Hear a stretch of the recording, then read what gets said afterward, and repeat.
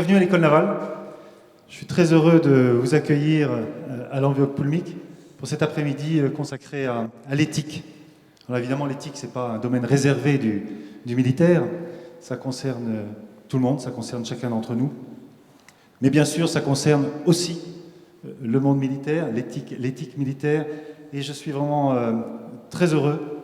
Et je remercie beaucoup le comité d'éthique d'être venu aujourd'hui nous parler de ce sujet à travers notamment un rapport qui est justement sorti la semaine dernière sur les systèmes d'armes létaux autonomes. Merci beaucoup, mon général. Je sais que M. Bernard Pêcheur, président du comité d'éthique, n'a pas pu être parmi nous. Nous sommes très heureux et honorés d'accueillir le vice-président du comité d'éthique, donc à la personne du général d'armée Henri Berthéja, ancien SEMA et vice-président du comité d'éthique. Merci aussi à ceux qui vont participer aux tables rondes de l'après-midi. Et je remercie toutes celles et ceux qui voudront bien nous poser des questions. Mon général, je vous cède la parole. Merci beaucoup. Merci, Amiral. Monsieur le député, mesdames et messieurs, le président Bernard Pêcheur, comme vient de le dire l'Amiral, est empêché aujourd'hui de venir à l'École navale et le regrette très sincèrement. En réalité, il est indisponible pour des raisons de santé. Néanmoins, il ne sera pas totalement absent de notre réunion, puisque le texte que je vais prononcer devant vous a été rédigé de sa main. Alors, je vais donc vous parler en son nom d'éthique militaire, en essayant d'abord d'établir le lien entre éthique militaire et fonction militaire. Ce lien, c'est ce qu'on appelle, d'une autre manière, en particulier vu du Conseil d'État, l'État militaire. C'est un État juridique, bien sûr, j'y reviendrai, constitué de normes, de devoirs et de sujétions d'un type singulier, applicables à la fonction militaire, c'est-à-dire aux 305 000 militaires des armées, des formations rattachées et de la gendarmerie nationale. Mais c'est aussi, et je dirais même d'abord, historiquement et culturellement, un système de valeurs et de questionnements sous-tendu par l'amour de la patrie et le rapport à la mort donnée, ordonnée ou reçue. C'est un système qui plonge ses racines dans la tradition militaire de notre pays et qui constitue, pour les militaires eux-mêmes, mais également pour nos concitoyens, un des marqueurs de l'identité militaire, à travers la priorité donnée à la mission, l'engagement jusqu'au sacrifice suprême, l'honneur, la camaraderie, etc. Ce capital ne s'est pas constitué en un jour. Dans le fil de l'épée, le général de Gaulle le dit à sa façon, l'armée française sort d'une longue histoire. Et il parlait à ce propos de philosophie propre à son État, en soulignant cette abnégation des individus au profit de l'ensemble, cette souffrance glorifiée, dont on fait les troupes et qui répond à des concepts esthétiques et moraux. Les plus hautes doctrines philosophiques et religieuses n'ont pas choisi d'autre idéal, ajoutait le général. Le système de valeurs propre à l'État militaire est bien éprouvé au sein de la communauté militaire, transmis dans les écoles, ici en particulier, les centres de formation, cultivé dans les instituts et centres de réflexion qui dépendent de l'institution, et dans les nombreuses publications qui en émanent, directement ou indirectement. Ce système de valeurs est aussi, en témoignent les sondages effectués au recrutement, ce qu'une très grande majorité de candidats au métier militaire viennent rechercher et généralement déclarent avoir trouvé après quelques mois après leur recrutement. Enfin, ce point est d'ailleurs assez remarquable, ces valeurs sont perçues par la société civile, distinguées et valorisées. En un mot, elles font référence dans l'opinion. Ce dernier constat frise le paradoxe lorsque l'on sait que ces valeurs sont cependant en décalage par rapport à celles communément admises dans notre société. Le paradoxe n'est qu'apparent si on veut bien prendre en compte la considération accordée par nos concitoyens depuis une vingtaine d'années à nos forces armées et à leur action. L'État militaire, en second lieu, est un régime juridique singulier à de nombreux égards, dont le socle juridique est à rechercher dans l'article 4211-1 du Code de la Défense. Ce dernier commande le statut général des militaires, la condition militaire et l'éthique militaire. Je n'évoquerai à ce stade que le dernier volet, l'éthique militaire, qui est au cœur de mon propos. L'éthique, en effet, n'est pas seulement un système de valeurs et de questionnements qui en découle, c'est aussi un cadre normatif très ancré dans notre droit positif et qui régit l'usage de la force par les armées. Je pense bien sûr aux obligations issues du droit international applicable aux conflits armés, notamment les lois et coutumes de la guerre de 1952 et les 2 protocoles additionnels, ainsi que l'article 41-22-7 du Code de la Défense. C'est pour vous une évidence, et je n'insisterai pas, sinon pour souligner un point très remarquable du droit français, que vous êtes en droit d'ignorer. Ce point, il est capital, c'est la supériorité des traités internationaux ratifiés par la France sur la loi française votée par le Parlement, cela en vertu de l'article 55 de la Constitution. Bel exemple de l'emboîtement de l'ordre juridique international dans l'ordre interne et d'encadrement de l'éthique par le droit et les principes qui les dictent. Par exemple, comme vous le savez, en vertu de l'article 41-22-11, tout militaire doit être formé à la connaissance et au respect des règles de droit applicables dans les conflits armés.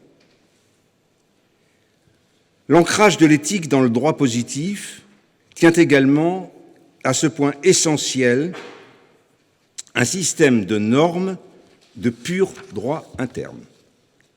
La Constitution, en premier lieu, la sauvegarde des intérêts fondamentaux de la nation, au nombre desquels figurent l'indépendance nationale et l'intégrité du territoire, le respect des traités, sont des principes de valeur constitutionnelle qui commandent la mission de nos forces armées.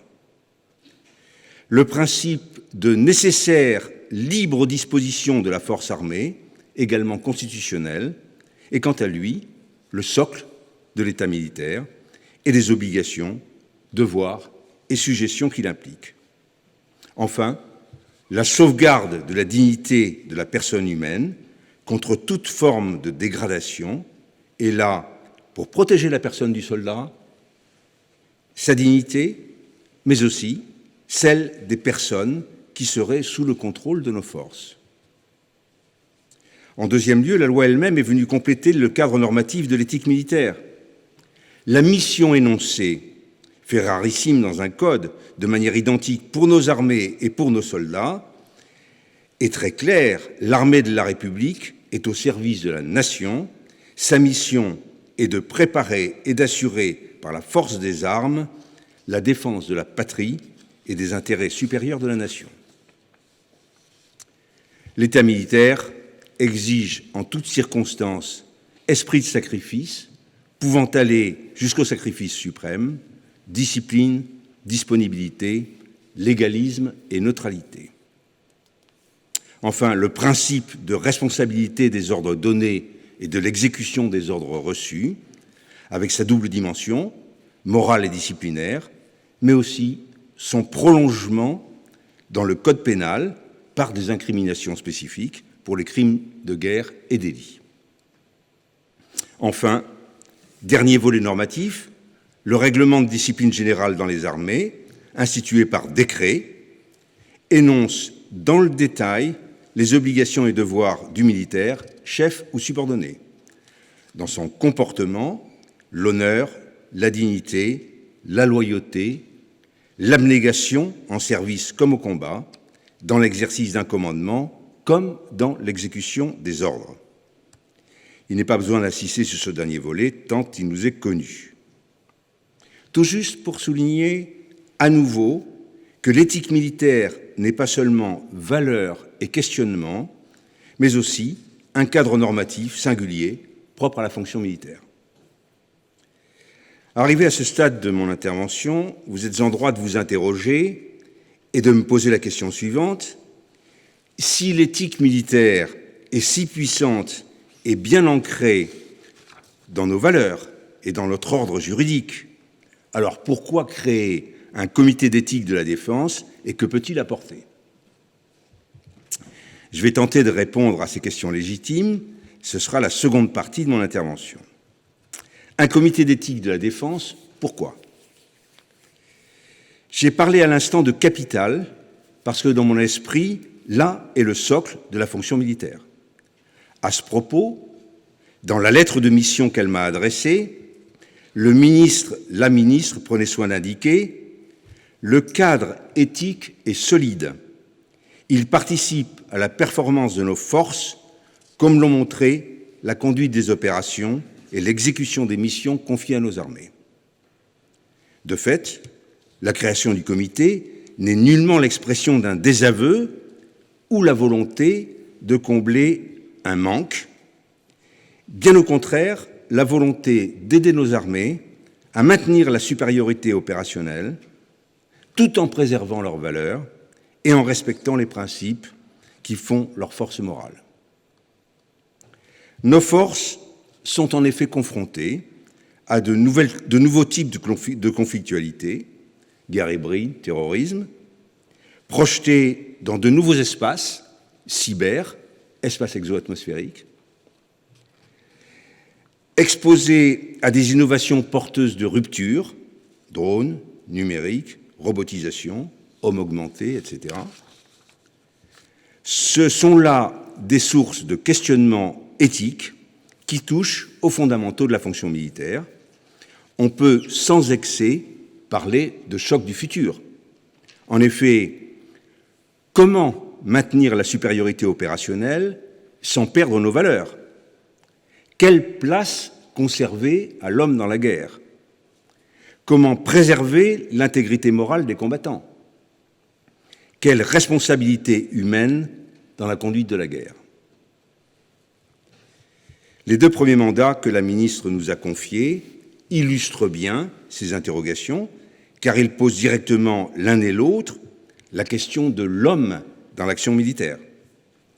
Le soldat augmenté, d'abord, avec les perspectives vertigineuses qui semblent s'ouvrir, mais qui sont aussi lourdes de déshumanisation potentielle.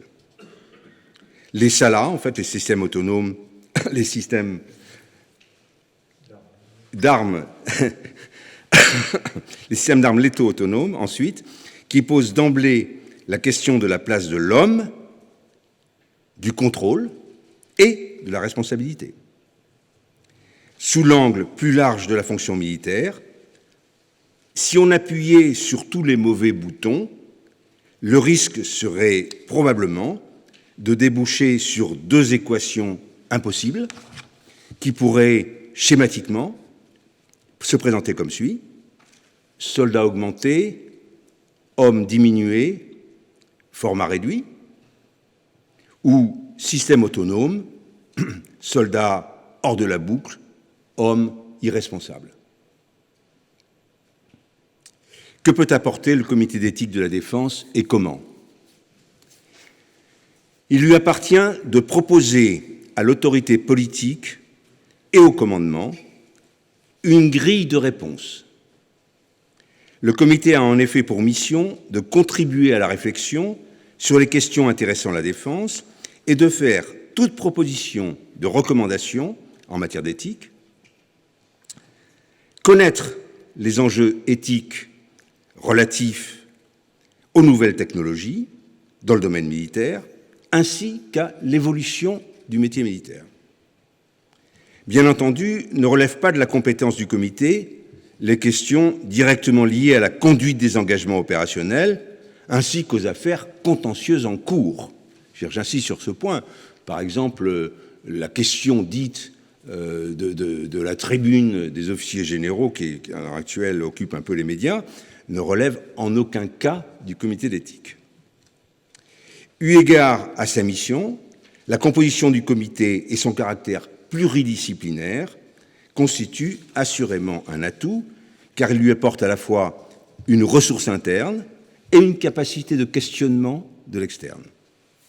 8 militaires, dont un ancien chef d'état-major des armées, un ancien chef d'état-major de l'armée de terre, un colonel de l'armée de l'air, un contre-amiral, qui était capitaine de vaisseau au départ, un médecin général, 2 ingénieurs de la DGA et un commissaire légal, 4 personnalités issues du monde de la défense, dont un philosophe, un historien, un cadre dirigeant de la direction générale des GRIS, des relations internationales et de la stratégie, 6 personnalités extérieures, dont un professeur de médecine en neurologie, un professeur spécialiste des automatismes et un professeur spécialiste de géopolitique et du cyber. La diversité en classe d'âge, le membre le plus jeune a 35 ans, 5 membres ont entre 45 et 50 ans, qui garantit également une capacité de remise en question des certitudes que peuvent avoir les plus anciens. Au-delà cependant de la diversité de nos origines et de nos expériences professionnelles, nous avons en commun un engagement en faveur de la défense qui peut nous éviter certains pièges. Le premier de ces pièges est celui de l'instrumentalisation de l'éthique par certains activistes, afin de bannir par principe, d'abord et surtout dans nos démocraties, le recours à certains systèmes d'armes au risque d'affaiblir notre défense et de fragiliser encore un peu plus un ordre mondial déjà instable, imprévisible et dangereux. Le second risque est à l'inverse un abaissement de nos barrières morales sous l'effet de la banalisation des usages, de la pression de la société civile et du pouvoir de séduction des produits offerts par l'industrie. Il suffit pour s'en convaincre de parcourir les rayons de certains magasins d'articles sportifs. Le rêve de l'homme augmenté est d'ores et déjà un thème vendeur. Ou encore de constater l'impact considérable du numérique et de l'intelligence artificielle dans notre vie quotidienne. Penser que nous pourrions faire abstraction de ce contexte serait illusoire. J'ai confiance dans notre capacité de discernement pour édicter les lignes rouges au-delà desquelles nos armées perdraient leur âme. Vous l'aurez compris, nous ne sommes pas des donneurs de leçons ou des censeurs, mais nous entendons être un appui à la décision en fournissant par nos avis des grilles d'analyse et d'évaluation et en dégageant des principes directeurs et des recommandations opératoires. Avant de conclure, je voudrais vous dire quelques mots sur nos travaux passés ou en cours. Notre avis sur le soldat augmenté a été rendu public en octobre dernier. Il a été approuvé par la ministre des Armées, qui a demandé au chef d'état-major, au délégué général pour l'armement et au directeur du service de santé des armées de préparer des directives de mise en œuvre de nos recommandations. Bon, ce n'est pas le moment ni le lieu de détailler cet avis, qu'il me soit permis seulement de rappeler que nos recommandations visent à préserver et améliorer la capacité opérationnelle de nos armées, tout en respectant le principe fondamental de respect de la dignité de la personne humaine. Nous soulignons le rôle essentiel du service de santé des armées dans l'accompagnement et le contrôle de toute augmentation des capacités des militaires. Nous insistons sur la nécessaire réversibilité de ces augmentations. Nous rappelons que le consentement individuel éclairé des militaires doit être recherché systématiquement. Et dans le cas où la situation opérationnelle justifierait que le commandement s'affranchisse de ce consentement, cette exception doit être justifiée et formalisée. Nous édictons 6 lignes rouges infranchissables en excluant toute augmentation susceptible de provoquer une perte d'humanité, de porter atteinte au libre arbitre de l'individu, d'affecter le respect de la discipline, de mettre en péril le retour à la vie civile et, naturellement, toute augmentation faisant appel à des pratiques eugéniques ou génétiques ou n'ayant pas fait l'objet de recherches préalables sur les impacts ou les effets indésirables. Notre avis sur les systèmes d'armes létaux intégrant de l'autonomie vient d'être diffusé. La ministre des Armées doit prendre position sur cet avis dans les jours qui viennent. 3 remarques. Premièrement, nos recommandations sont totalement convergentes avec celles du rapport parlementaire des députés Goodfard et de Gannet. Deuxièmement, elles sont également en phase avec la position adoptée par la France dans les négociations internationales en cours à Genève. Notre innovation, enfin, consiste à distinguer les systèmes d'armes létaux autonomes qui peuvent faire évoluer leurs propres règles de fonctionnement et les systèmes d'armes létaux intégrant de l'autonomie, que nous appelons SALIA, auxquels le commandement peut affecter, dans un cadre espace-temps limité et sous certaines conditions et garanties, des fonctions d'autonomie décisionnelle, à condition que soit préservée l'appréciation de situation par le commandement et le compte-rendu qui restent des prérogatives essentielles de la chaîne de commandement humaine.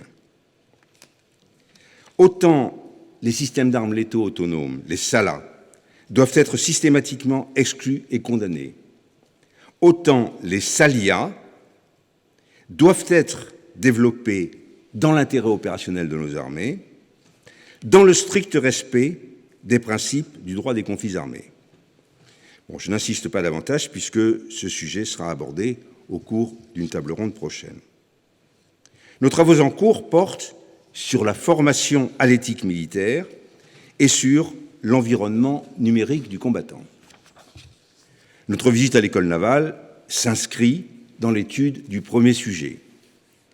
C'est d'ailleurs notre première visite dans les armées. Et je tiens à souligner que ce mandat confié par la ministre a reçu un appui sans réserve de tous les chefs d'état-major. Il s'agit pour nous de faire l'inventaire de l'existant, en essayant d'identifier les axes et priorités de chaque armée et de formations rattachées, de faire la part des enseignements théoriques et des études de cas, d'évaluer le rapport entre formation initiale et formation continue, de comparer avec ce qui se fait dans les armées étrangères et de proposer in fine des axes de progression ou des recommandations permanentes. Sur l'environnement numérique du combattant, nous en sommes encore au début de l'analyse, mais quelques problématiques émergent déjà. Le risque de distanciation, les tensions autour du principe de subsidiarité, la transparence et ses limites, l'interaction entre vie professionnelle et vie privée, la complexité de la relation homme-machine. En conclusion, je voudrais rappeler cette phrase du maréchal Delattre de Tassigny: « Un outil ne vaut que par la main qui l'anime. » Cet outil, c'est notre armée, ce sont nos forces engagées en opération. La main qui l'anime, c'est le commandement, s'appuyant sur la fonction militaire et l'éthique militaire. Nos armées doivent et peuvent, telle est ma conviction, conserver leur supériorité opérationnelle sans perdre leur âme. Je vous remercie.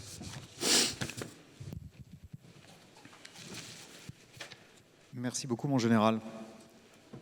Vous venez d'établir, je crois, les principes fondamentaux, les fondamentaux théoriques, les fondations des futures discussions. Comme Hannah Arendt le recommandait, d'abord mettons-nous d'accord sur les faits avant de débattre. Vous venez de nous donner une taxonomie précise de ce dont on va parler dans quelques minutes, dans le domaine des opérations, dans le domaine industriel, dans le domaine technique, dans le domaine juridique. Merci beaucoup. Et avant de commencer cette première table ronde, je voudrais d'abord saluer nos camarades marins qui nous écoutent partout dans le monde, à Toulon par exemple, mais aussi au large du Japon pour les midship de la mission Jeanne d'Arc, qui nous écoutent avec, je crois, 9 heures de décalage horaire. Bienvenue à bord. Et maintenant, place à quelques minutes de pause.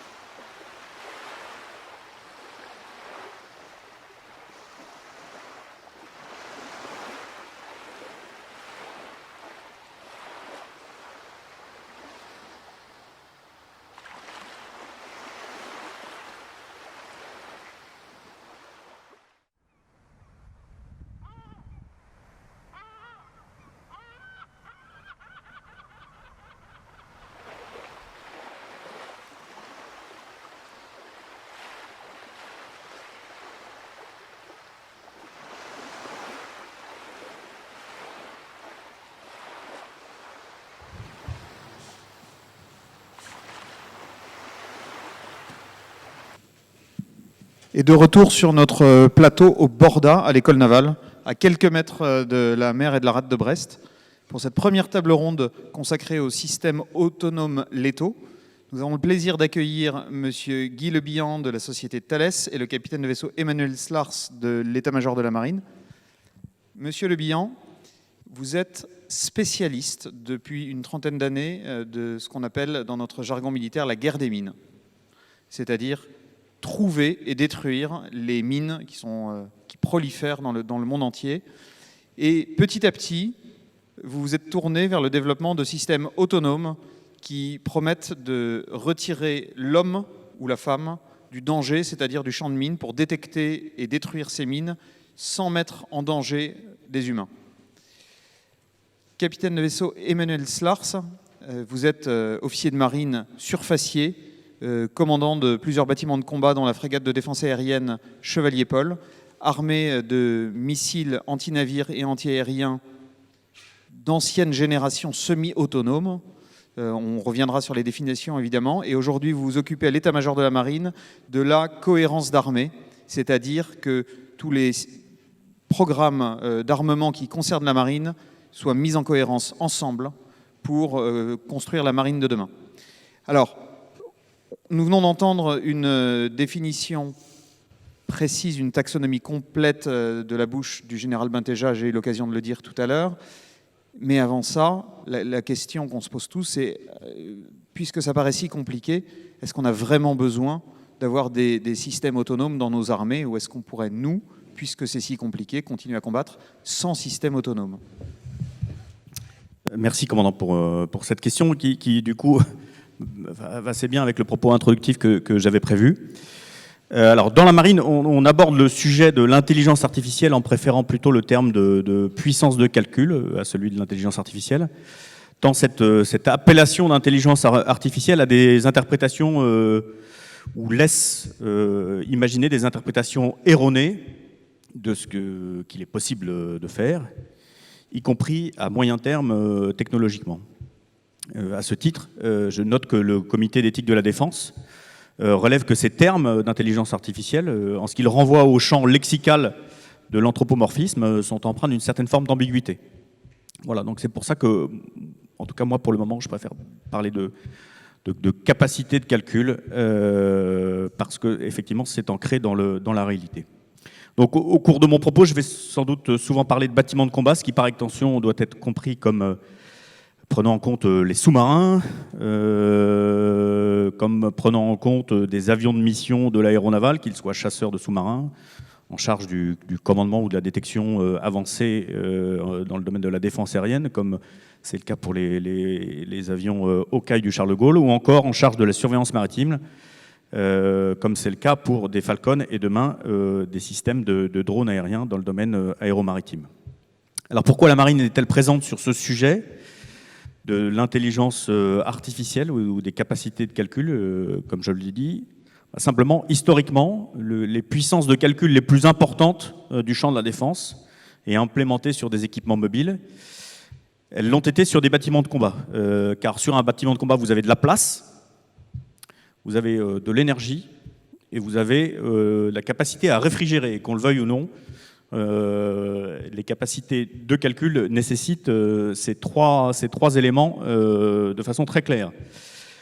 La place, effectivement, un bâtiment de combat a une certaine taille, ce qui lui permet d'être performant à la mer. D'un point de vue énergétique, on est capable de générer en puissance électrique plusieurs mégawatts d'énergie.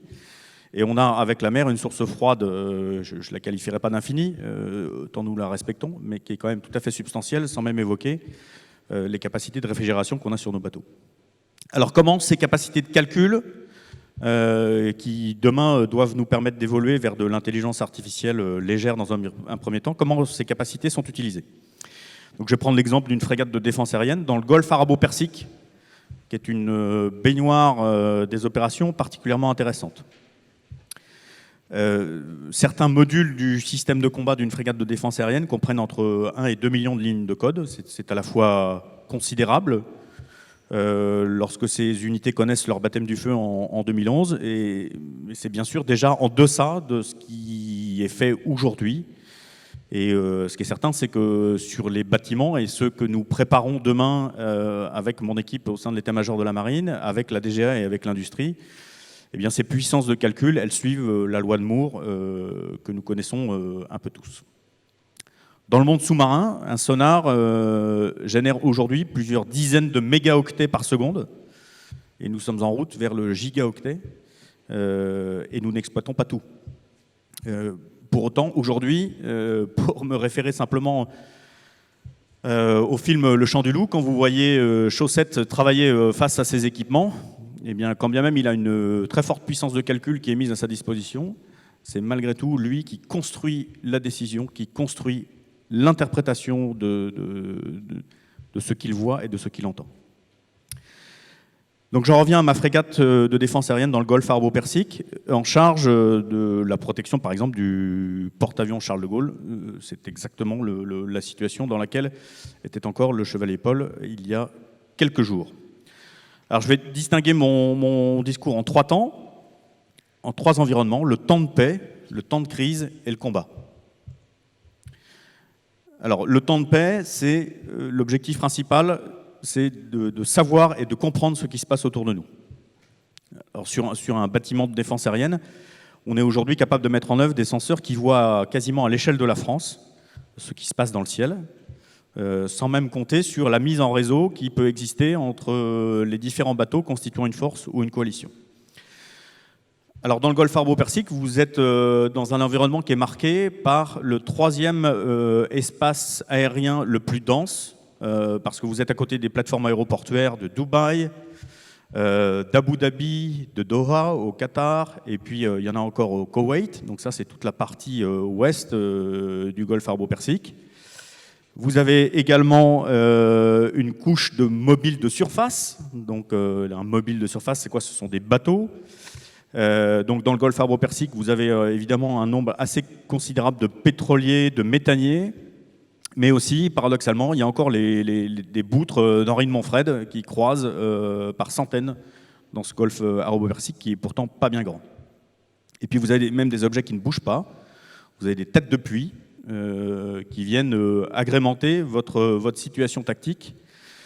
Et puis des mobiles, des bateaux, des aéronefs qui émettent des signaux, notamment dans le domaine électromagnétique. Bref, une quantité de données absolument considérable qu'il convient d'ingérer. Donc la capacité de calcul, elle est là pour vous présenter de façon synthétique une information de masse. Et cette information, elle est nécessaire pour ne jamais regarder les choses avec le seul prisme de l'instantanéité, mais être capable en plus de remonter les événements pour être capable de chaîner et de comprendre ce qui s'est passé. Donc ça, c'est le temps de paix. Le temps de crise, l'objectif, c'est de maîtriser l'emploi de la force pour rester maître de la situation. Lorsque en Méditerranée, en mer Méditerranée orientale, une frégate française se fait survoler à quelques centaines de pieds par un avion armé de missiles antinavires de très haute technologie, notre frégate ne tire pas. Elle ne le fait pas car si nous savons que technologiquement l'avion en question peut tirer, nous savons aussi, parce que nous avons identifié très tôt sa nationalité et que nous connaissons sa chaîne de commandement, nous savons parfaitement qu'en l'occurrence, le décideur politique qui, tout en haut de la chaîne de commandement, serait capable de commander ce tir, n'en a pas l'intention. C'est le temps de crise. Il n'a pas l'intention de faire tirer ses avions sur une frégate française. Et nous en sommes d'autant plus convaincus que la puissance de calcul à bord, les aides à l'analyse dont nous disposons, nous a permis de comprendre que l'avion, pour proche qu'il passe, n'a jamais eu une trajectoire offensive. Il ne plongeait pas vers le bateau, même s'il est passé très proche, juste au-dessus. Il n'était pas à vitesse élevée. Et puis nous avons pu acquérir la conviction, grâce à des aides à la décision, que en remontant dans le temps, le tout petit point qui apparaissait sur les écrans à presque une centaine de kilomètres n'était pas un missile, et qu'il n'était pas non plus un aéronef commercial, qu'il était piloté, au sens où un pilote était à bord, simplement parce que sa trajectoire n'était pas aussi pure que peut l'être celle d'un drone, par exemple. Il n'était pas non plus un Airbus iranien, comme celui sur lequel une frégate américaine avait été amenée à tirer dans les années 80. Eh bien, c'est toute cette puissance de calcul qui nous a permis de caractériser ce qu'il se passait exactement et de rester maître de l'emploi de la force dans cette situation de crise. Alors évidemment, ce temps de crise, il peut dériver vers du harcèlement avec plusieurs avions, des drones, y compris de surface, comme cela se produit dans le détroit de Bab el-Mandeb, au sud de la mer Rouge. Et alors, dans ces situations qui peuvent devenir particulièrement complexes, une capacité de calcul, demain renforcée par de l'intelligence artificielle, eh bien, elle peut nous aider à interpréter des attitudes pour quantifier l'agressivité et donc l'intention, et pour nous permettre de toujours savoir si nous disposons du temps pour réagir, parce qu'en étant maître du temps, eh bien, on reste maître de l'emploi de la force en situation de crise. La situation de crise, l'objectif, c'est de maîtriser l'emploi de la force. Donc, au paroxysme de la crise, juste avant ce que nous pourrions appeler la situation de combat, cette puissance de calcul potentiellement basée sur des logiques apprenantes, elle nous permet de gagner du temps, par exemple pour identifier les protagonistes dans des situations particulièrement imbriquées, dans lesquelles il y a nos compétiteurs, mais aussi potentiellement du trafic commercial, et de retarder le seuil de l'emploi de la force. Simplement parce que, éventuellement, si nécessaire, on pourra attendre la dernière seconde pour employer la force dans les situations les plus compliquées. Voilà, donc la situation du temps de crise, c'est un vrai jeu de sang-froid qui vous sollicite en tant que décideur. Ce qui me permet bien de repositionner que, effectivement, aujourd'hui, sur nos bâtiments de combat, donc que ce soit des frégates ou des sous-marins, l'homme est complètement au cœur de la décision. Alors, dernier temps, le temps du combat. Là, l'objectif, c'est d'assurer une action défensive la plus efficace possible, par exemple, face à une attaque saturante. Donc là, l'objectif, ça va être effectivement, face à plusieurs cibles, d'être capable de les neutraliser ou d'employer la force si l'action offensive est commandée, en respectant bien sûr l'éthique du militaire, notamment sur les aspects de proportionnalité, et en s'assurant, si vous êtes dans une phase défensive, que vous allez le faire en exploitant au maximum vos capacités de défense.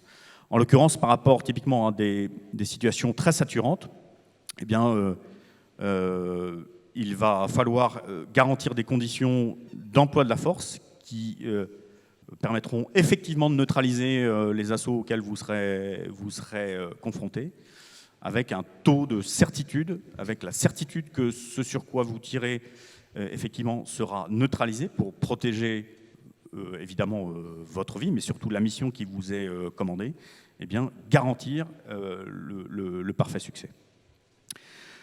Voilà, donc je voulais décrire ces 3 temps, le temps de paix, le temps de crise et le temps du combat, pour bien souligner que dans chacun de ces 3 temps, disposer d'une capacité de calcul puissante qui nous aide à la décision est déterminant pour l'emporter dans l'action, en restant absolument en conformité parfaite avec les ordres qui émanent de l'autorité politique.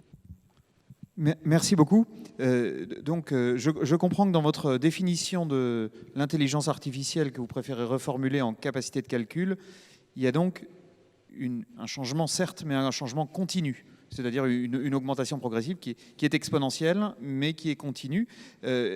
Monsieur Le Bihan, lorsque vous abordez, il y a quelques années, le programme autonome de guerre des mines, est-ce que vous avez l'impression qu'il s'agit d'une nouvelle itération, d'un progrès supplémentaire, ou est-ce que vous avez l'impression qu'il y a une rupture, c'est-à-dire un changement fondamental de modèle? Alors, c'est vraiment une rupture, que ce soit au niveau de la doctrine ou au niveau des ruptures technologiques. Puisque juste pour résumer, pour ceux qui connaissent peut-être pas bien la guerre des mines, à peu près toutes les marines dans le monde, ce sont des bateaux dédiés, 40, 50 personnes à bord. Et donc ces personnes-là sont sur le terrain, sont en danger, sont sur les zones de conflit. Et à partir du moment où on décide de retirer toutes ces personnes du danger, eh ben, on pense tout de suite à des systèmes de drones, à des systèmes autonomes, et je vais y revenir. Et petit à petit, l'intelligence artificielle est arrivée. Mais je dirais que la principale recherche au départ, c'était de déporter les actions de chasse aux mines de manière à retirer l'homme de la zone de danger. Donc ça, c'était la première étape. Et pour ce faire, la guerre des mines était finalement un domaine qui était assez bien choisi, puisque on travaille quand même pas très loin des côtes, où on peut travailler à partir d'un bateau porteur. Ce sont des drones dans nos solutions qui sont de la gamme des petits bateaux de surface de 12 mètres, donc c'est pas quelque chose qui est trop difficile à mettre en œuvre, qui est transportable, ou des drones sous-marins, par exemple de la gamme 4-5 mètres, 1 tonne. Donc des choses qui travaillent en toute autonomie ou des choses qui travaillent en surface. Donc ça permet vraiment de changer complètement la doctrine d'emploi, et c'est vraiment quelque chose qu'on travaille depuis 10 ans avec la Marine et avec la DGA. Et ce nouveau programme de rénovation des chasseurs de mines français et anglais qui a été signé en 2015 est arrivé maintenant à son terme en termes de prototypage, et on est rentré dans la phase de production. Oui, merci beaucoup. Alors, si je comprends bien, le militaire avait auparavant l'entière responsabilité de la décision, y compris de la décision d'engager la force. Cette décision est partiellement transférée à l'industriel dans le développement du système autonome. Est-ce que, en tant qu'industriel, ça vous fait pas un petit peu peur de prendre cette responsabilité? Alors, pour déminer, peut-être pas, parce qu'il s'agit de sauver des vies, d'empêcher des explosions, mais demain, pour un système autonome offensif, est-ce que vous n'avez pas peur que l'industriel prenne une part de cette responsabilité qui était autrefois entièrement dévolue aux militaires? Alors, plus que jamais, je pense que dans ce genre de système, les industriels doivent travailler vraiment en collaboration, être très proches avec la Marine et la DGA. C'est ce qui s'est d'ailleurs passé. Et quand je dis plus que jamais, c'est que, oui, effectivement, l'industriel Typiquement aujourd'hui, moi ça fait quand même 30 ans que je fais de la chasse aux mines. C'était quand même la première fois on recevait un contrat qui nous décrivait en une page, et une seule, et un tableau, un scénario opérationnel. C'est-à-dire que vous avez telle zone à couvrir, vous avez tant de mines, vous avez telle contrainte, faites-le en tant de temps, avec telle probabilité de classification, pas trop de fausses alarmes, avec des taux, et faites-le comme vous voulez, et utilisez ces ruptures technologiques. Alors là, pour un industriel, c'est pain béni, puisque on peut utiliser ces ruptures technologiques. Par contre, quand on s'engage dans cette chose-là, et c'est quelque chose que j'ai appris quand même au bout d'une année ou deux, je l'ai senti venir, mais pas aussi vite, c'est ce qu'on appelle la vulnérabilité. Et typiquement, il y a deux gros thèmes dans la vulnérabilité, c'est la sûreté de fonctionnement. Faire naviguer des drones derrière, là ici, que ce soit sous-marin ou en surface, ça a des impacts sur la sûreté de fonctionnement. Et la deuxième, alors qui aujourd'hui est très à la mode, mais qui l'était déjà, mais pas autant, c'est la cybersécurité. C'est-à-dire qu'aujourd'hui, oui, on contrôle tout à distance. Mais ça veut aussi dire qu'il faut des systèmes de cryptage très très performants et il faut faire attention au système d'intrusion, enfin tout ce qui est en lien avec la cybersécurité. Donc voilà, ça c'est deux domaines dans lesquels on est obligé de travailler avec les utilisateurs finaux et la DGA.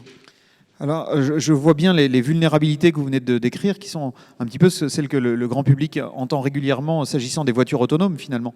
C'est-à-dire de bugger ou d'être piraté.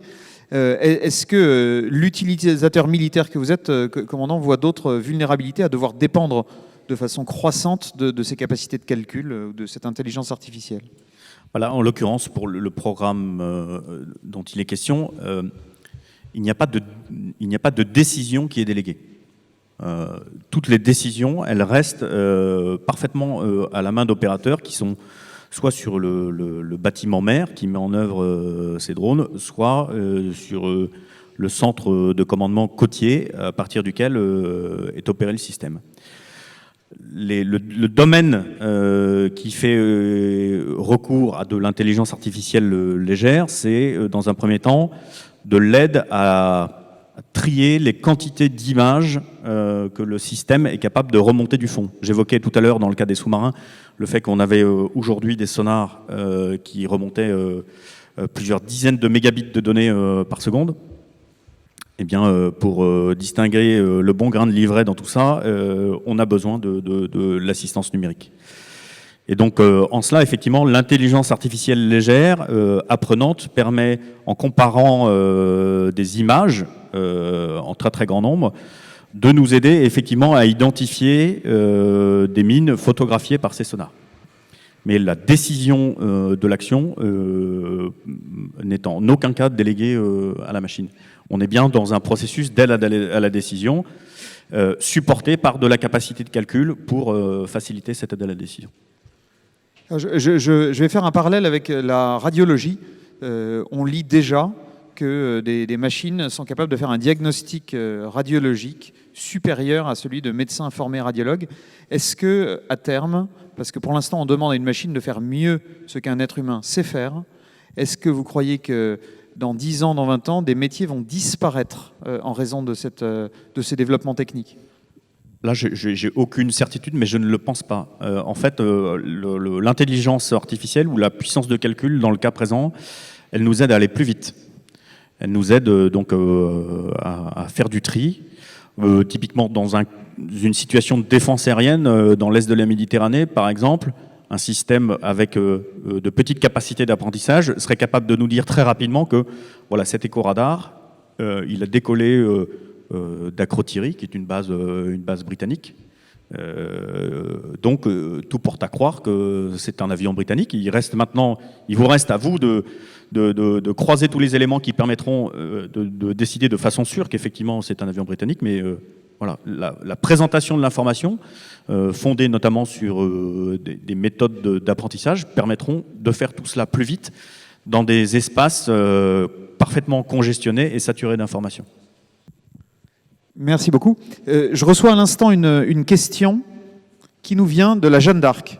Alors je précise que si elle nous vient de la Jeanne d'Arc, qui est en mer, c'est qu'elle passe d'abord par un satellite pour un très court moment et qu'ensuite elle passe par des câbles sous-marins pour 99% de son trajet. Et le miracle de la technique, c'est qu'aujourd'hui, je l'ai sur mon téléphone portable, alors qu'elle est rédigée avec un décalage horaire de 9 heures en mer de Chine. Ou presque. Avoir une éthique implique d'accepter le risque qui y est lié, par exemple lorsqu'on retient un engagement pour des raisons éthiques, mais a-t-on encore les moyens humains et matériels d'avoir une éthique exigeante? Question très générale. J'ai envie de dire, bien sûr qu'on a les moyens humains d'avoir une éthique particulièrement exigeante. J'ai envie de dire, c'est une des responsabilités de l'amiral qui commande l'école navale ici, de s'assurer que effectivement les officiers qui viendront servir dans les forces armées demain et singulièrement dans la marine seront habités par cette éthique. Et qu'au-delà du seul fait simplement d'être formés, si demain ils mettent en œuvre des systèmes qui reposent sur de très grandes puissances de calcul, parce qu'en plus ils auront eu cette formation d'ingénieur, ils seront capables d'en comprendre le fonctionnement intime et du coup d'avoir confiance et de ne pas subir. Alors je vais revenir à la guerre des mines pour un instant, parce que ça semble susciter beaucoup de réactions.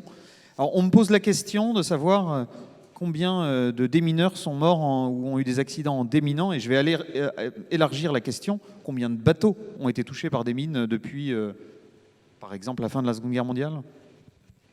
Alors moi, je suis pas un professionnel de la statistique. C'est pas mon métier. En tout cas, ce qui est certain, c'est que jusqu'alors, la neutralisation de mines maritimes nécessitait dans de très nombreux cas que des plongeurs d'armes, des plongeurs démineurs, descendent à grande profondeur pour aller déposer des charges de neutralisation de ces mines. Eh bien, demain, il n'est pas question de dire que nous ne fonctionnerons plus ainsi, parce que pour bien des gestes et pour bien des analyses, la machine sera encore très loin du niveau de performance de l'homme. Mais dans certains cas, je dirais très ordinaires, le système que nous mettons au point avec nos camarades de la DGA et Thales singulièrement et plein d'autres entreprises partenaires nous permettra effectivement de ne pas aller exposer nos plongeurs démineurs pour certaines de ces actions. Maintenant, oui, il y a régulièrement des accidents de plongée. Le fond des mers n'est pas naturellement le milieu de prédilection des hommes et des femmes. Et on prend évidemment toutes les précautions pour que ce risque soit parfaitement maîtrisé. Vous, Monsieur Le Bihan, est-ce que vous voyez, donc je rappelle que les systèmes que vous êtes en train de développer se distinguent en drones qui détectent des mines et drones qui les neutralisent éventuellement. Est-ce que cette approche de l'autonomie est différente pour la mission de détection et pour la mission de neutralisation? Alors oui, complètement. Aujourd'hui, je vais revenir un petit peu sur l'intelligence artificielle parce que j'en ai pas vraiment dit un mot. Donc sur ces aspects, dans ce qu'on appelle dans notre jargon détection, classification, localisation, qui est une des parties en fait de l'opération. Et la seconde partie, c'est effectivement l'identification, donc moyens visuels, caméra, plongeur, et enfin ce qu'on peut appeler le pétardage dans notre jargon. Mais tout d'abord, la partie détection, classification, localisation, et c'est là qu'on commence à introduire de l'intelligence artificielle. Aujourd'hui, dans la partie neutralisation, tout est sous contrôle de l'opérateur à distance. Donc il n'y a pas aujourd'hui d'intelligence artificielle au niveau de la décision d'identification et bien entendu la décision de neutralisation de la mine. Si je reviens à la détection, ce qui est assez surprenant, alors je ne sais pas si c'est le mot éthique, mais en tout cas nos ingénieurs, et ça je le constate, et même nos jeunes ingénieurs, je le constate toujours, se mettent toujours à la place des marins. Et leur approche de l'IA est très... et pourtant, certains jeunes, je les sens tentés par de l'IA à tout va, je dirais, et de l'IA qui prend les décisions pour l'opérateur. Eh bien non, je pense que ce qu'ils voient en opération, et on est de plus en plus impliqués dans les opérations, c'est qu'ils veulent aider l'opérateur à lui supprimer toutes ces tâches, entre guillemets, non nobles. C'est-à-dire des petites choses qu'il fait à répétition, qui fait qu'il est plus concentré sur ses vraies tâches, qui sont répétitives pour lui, un peu rébarbatives. Et donc, ils leur mettent de l'IA à disposition pour qu'ils arrêtent de faire toutes ces tâches. Et petit à petit, on est en train d'arriver à, par exemple, de la détection. La détection, il n'y a pas d'engagement, on ne fait pas de la classification. Tout ce qui est classification restera pour le moment au niveau décision opérateur, mais ça va très vite. Ça va vraiment très vite, c'est très surprenant. Et oui, les aides à la classification arrivent et sont assez bluffantes. Mais encore une fois, l'opérateur restera dans la boucle et la neutralisation restera au niveau opérateur aujourd'hui, très clairement. Je rebondis avec un autre exemple pour revenir au cas de la défense aérienne. Quand bien même aujourd'hui et encore plus demain, le système sera en mesure de nous aider pour évaluer l'agressivité, par exemple, d'une trajectoire, d'une cinématique.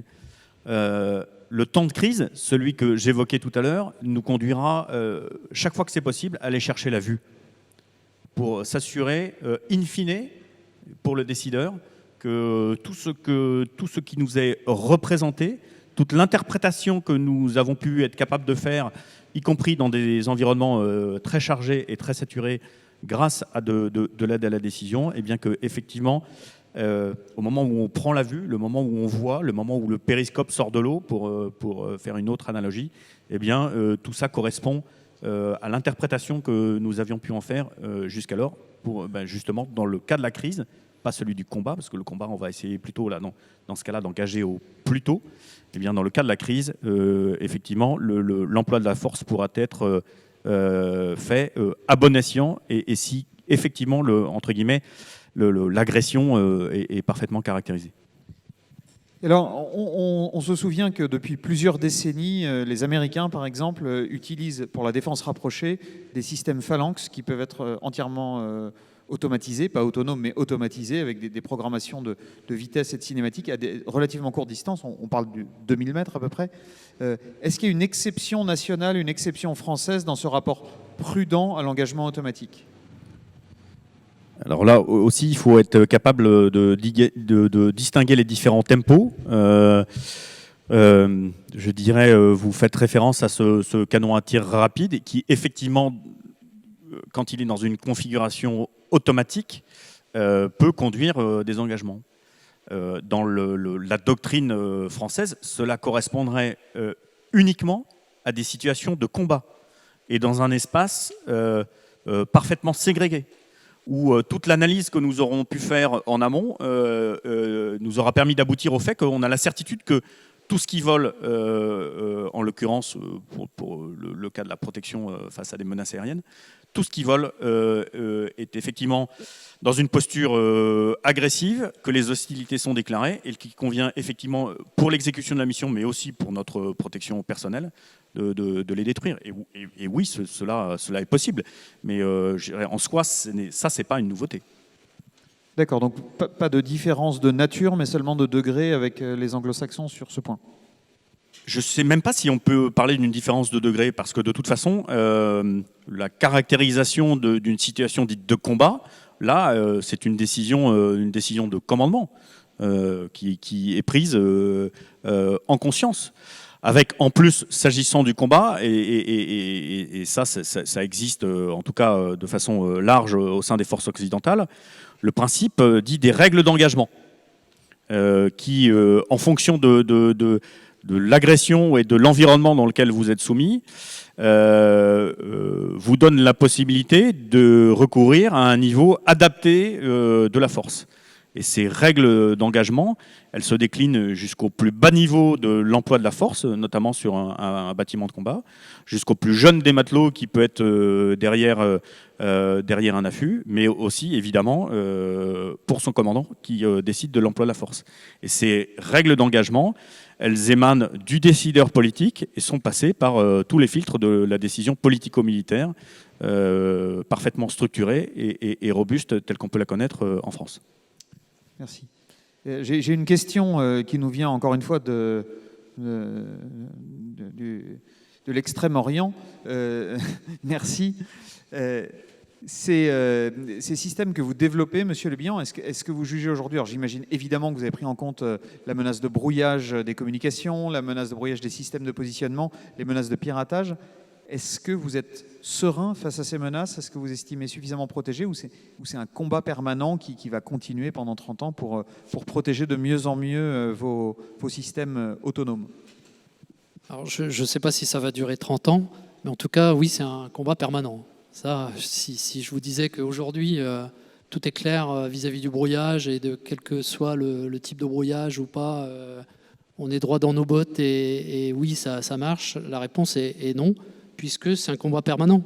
Donc là aussi, par contre, il y a des choses assez innovantes qui arrivent. Vous voyez, derrière nous, la rade de Brest est notre terrain de jeu préféré. Dieu sait s'il est complexe pour la chasse aux mines, et c'est d'ailleurs pour ça, entre autres, que les experts de la guerre des mines de la Marine nationale sont bien réputés. Eh ben oui, il peut y avoir des nouvelles technologies et des nouvelles techniques d'IA qui peuvent se baser sur la cartographie du fond pour naviguer. Et tout ça, c'est des choses qui sont maintenant à portée de main, et il y a de très belles choses qui peuvent émaner de tous ces sujets que l'on travaille. Donc non, c'est pas fini, et il faut rester vigilant, et il faut continuer. Je rebondis juste sur ce point. Notre responsabilité de décideur militaire, c'est aussi de savoir dans quel environnement on évolue. Et notre première responsabilité en opération, c'est d'analyser la menace, de comprendre ce qui se passe en amont, avant la décision. Donc, si le travail que l'on conduit au titre de la collecte du renseignement demain nous amènerait à imaginer que dans la zone dans laquelle on souhaite faire évoluer le système de lutte anti-mine du futur, eh bien, nous risquons d'être soumis à de brouillage, eh bien, il y a fort à parier qu'on ne le mettra pas en œuvre dans ces conditions-là. Et donc, c'est bien cette analyse, ce travail en amont, cette collecte de renseignements qui nous permettra à tout moment, y compris parce qu'on continuera à disposer d'un modèle d'armée complet qui s'appuie sur des solutions différentes, eh bien, c'est ce qui nous permettra de toujours trouver la réponse adaptée à l'environnement dans lequel on est soumis. Je cite un exemple assez simple. En l'occurrence, il y a un drone de l'US Navy qui a été abattu par un missile iranien il y a quelques mois. On était effectivement dans une situation où tout pouvait laisser imaginer que l'environnement pouvait être de type... Le qualificatif qu'on emploie, c'est semi-permissif. C'est-à-dire qu'il y a un certain niveau de danger, mais que c'est pas non plus absolument impénétrable. Eh bien, effectivement, la décision a été prise certainement par les décideurs de l'US Navy de faire voler ce drone dans cet environnement. Et ça, c'était fondé sur une analyse qui était conduite en amont. Eh bien, quels que soient les systèmes, qu'ils soient autonomes ou pas, c'est le b.a.-ba du militaire opérationnel, c'est de chercher à avoir une compréhension la plus claire possible de l'environnement dans lequel il va opérer et faire potentiellement opérer ces systèmes. Donc pour revenir au cas présent, si on a une suspicion de brouillage dans telle et telle zone, si on sait en plus, parce qu'on a eu cette formation d'ingénieur, si l'on maîtrise les conséquences que ça peut avoir sur le fonctionnement du système, eh bien on décidera de faire un autre usage. Merci beaucoup. Alors, une question, j'élargis un petit peu la focale sur le rapport entre l'innovation civile et l'innovation militaire. Traditionnellement, et depuis très longtemps, les militaires étaient à l'origine de beaucoup d'innovations qui étaient ensuite utilisées par le monde civil. On pourrait dire qu'il y a une espèce d'inversion durant les 10 dernières années. Aujourd'hui, on parle de voitures autonomes, par exemple, bien avant de parler d'avions ou de bateaux autonomes. Est-ce que l'innovation a changé de camp? Et si oui, comment est-ce qu'on intègre les innovations civiles qui vont peut-être plus vite dans les systèmes militaires? Alors je dirais partiellement, mais c'est vrai. C'est vrai que le monde du civil, si je reprends l'intelligence artificielle et toutes les formes de reconnaissance qu'on peut trouver chacun sur notre téléphone en fonction des visages, voilà. Je peux vous donner un simple exemple, c'est effectivement qu'une caméra ou un système de type LIDAR qui détecte quelque chose sur l'eau, est-ce qu'il sait distinguer une bouée d'un oiseau? Eh ben, avec les systèmes précédents, pas forcément. Aujourd'hui, avec de l'IA, c'est à portée de main, puisque dans le monde du civil, c'est ce que quelqu'un sait faire, c'est reconnaître un chat d'un chien. Donc reconnaître une bouée d'un oiseau et effectivement de ne pas engager un évitement si c'est un oiseau et pas forcément si c'est une bouée qui peut être une menace. Bon, c'est juste un tout petit exemple, hein, mais tout de même, il y a aussi des recherches dans le monde militaire et des avancées dans le monde militaire qui sont poussées par les doctrines d'emploi ou par les ruptures technologiques qu'on doit mettre en œuvre pour répondre à des besoins opérationnels militaires. Et ça reste toujours. Donc je dirais que c'est partiel. Merci beaucoup. Je suis conscient du temps, il nous reste environ 5 minutes. J'ai une question qui nous vient de l'ESCAN. Alors l'ESCAN, pour ceux qui ne connaissent pas, c'est à Toulon. C'est l'école qui forme les officiers de quart opération sur les frégates et les sous-marins, c'est-à-dire ceux qui, l'année prochaine, seront dans les situations opérationnelles qui viennent d'être décrites et qui, sous délégation de leur commandant, mettront en œuvre concrètement les radars, les sonars, les torpilles, les missiles et prendront ces décisions de vie ou de mort éventuellement en un quart de seconde. Donc cette question, c'est finalement, si nous avons une exigence éthique élevée, mais que nos adversaires n'ont pas cette exigence éthique élevée, ils pourront éventuellement mettre en œuvre des systèmes plus automatisés que les nôtres. Un peu comme les championnats d'échecs ou de Go entre une machine et un homme.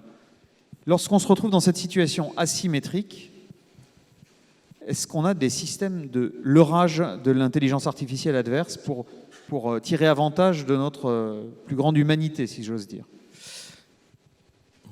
Alors, la question est évidemment intéressante et c'est aussi pour répondre à ce genre de questions que, si nécessaire, eh bien, on peut se rapporter aux travaux qui ont été conduits par le comité d'éthique de la défense, qui en l'occurrence, dans son avis sur les systèmes d'armes létaux intégrant de l'autonomie et les SALA, évoque un certain nombre de recommandations. Et parmi les recommandations, il est évidemment question de développer notre capacité à nous opposer à ces systèmes d'armes létaux autonomes dont nous décidons effectivement en France de ne pas nous doter. Donc ça, c'est un champ qui doit nous animer pour que effectivement nous ne rentrions pas dans une situation de type un peu asymétrique qui est quelque part derrière la question qui est posée.